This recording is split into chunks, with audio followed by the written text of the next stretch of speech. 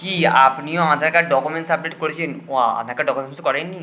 চলুন আমি শিখিয়ে দিচ্ছি, খুব সহজে বাড়িতে বসে আধার কার্ড ডকুমেন্টস আপডেট করে নিন। এটি কেন করবেন? ধরুন আপনি 5 বছর আগে, 10 বছর আগে, 1 বছর আগে আধার আপডেট কার্ড ছিলেন, তারপর আর করেননি। যদি না করে থাকেন, আগামী নতুন সরকার এসছে 14/6 এর আগে আধার কার্ড আপডেট করতে বলেছে। যদি আধার কার্ড যদি না আপডেট করে থাকেন, আধার কার্ড বন্ধ হওয়ার চান্স থাকতে পারে। এখন হচ্ছে শুধুমাত্র ফ্রি অফ কস্ট। তারপরে যখনই করবেন অনলাইনে গিয়ে আপনাদের থেকে চার্জ নেবে। তো খুব সহজেই ফোন থেকে করে নিন, আমি শিখিয়ে দিচ্ছি, দেখে নিন। প্রথমে আপনারা চলে আসবেন গুগল ব্রাউজারে, এসে সার্চ করবেন মাই আধার বলে। সার্চ করতেই প্রথম যে ওয়েবসাইটের লিঙ্ক থাকবেন ওই লিঙ্কে ক্লিক করবেন। ক্লিক করার সাথে সাথে এখানে ওপরে দিয়ে দেখবেন কাটা চিহ্ন আছে, ওখানে ক্লিক কেটে দেবেন। ওটা কেটে দিয়ে একটু ওপরে চলে আসবেন, দেখবেন লেখা আছে documents update, this service is free of cost. মানে যদি আপনি করেন ফ্রি অফ কস্ট করতে পারবেন। 14/6/2000 অবধি, 2026 অবধি টাইম আছে। এখানে একটা ডকুমেন্টস আপডেটে ক্লিক করবেন। ক্লিক করার সাথে সাথে এখানে একটা ইন্টারফেস খুলবে। এখানে ক্লিক টু সাবমিটে ক্লিক করবেন। ক্লিক টু সাবমিটে ক্লিক করার পরে এখানে আপনার আধার কার্ড নম্বর ক্যাপচার বসিয়ে দেবে।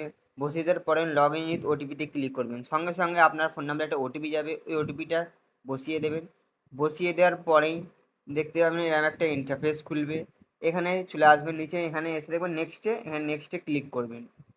ক্লিক করার সাথে সাথেই দেখতে পাবেন যে আপনার নাম, gender, date of birth, address show করছে। আমারটা এখানে শো করছে। এখানে আই ভেরিফাই দ্যাটে গিয়ে এখানে কারেক্টে ক্লিক করবেন। ক্লিক করে নিচে নেক্সটে ক্লিক করবেন। ক্লিক করার সাথে সাথেই একটু টাইম নিয়ে দেখতে পাবেন যে এখানে আপলোড ফ্রম আইডেন্টি, এখানে আইডেন্টি হিসাবে কি আপনি দিতে পারবেন। ইন্ডিয়ান পাসপোর্ট দিতে পারবেন, ড্রাইভিং লাইসেন্স দিতে পারবেন, ভোটার কার্ড দিতে পারবেন। আমি আমার ভোটার কার্ড দিয়ে করছি, দিয়ে অ্যাকসেপ্টে ক্লিক করবেন। নিচে সেম প্রসেসে আপনি ভোটার কার্ড দিতে পারবেন, রেশন কার্ড আছে, ইন্ডিয়ান পাসপোর্ট আছে, আপনার যেটা ইচ্ছে সেটা দিতে পারবেন। দিয়ে আমি ভোটার কার্ড দিয়েই করছি। ভোটার কার্ড দিয়ে অ্যাকসেপ্টে ক্লিক করবেন।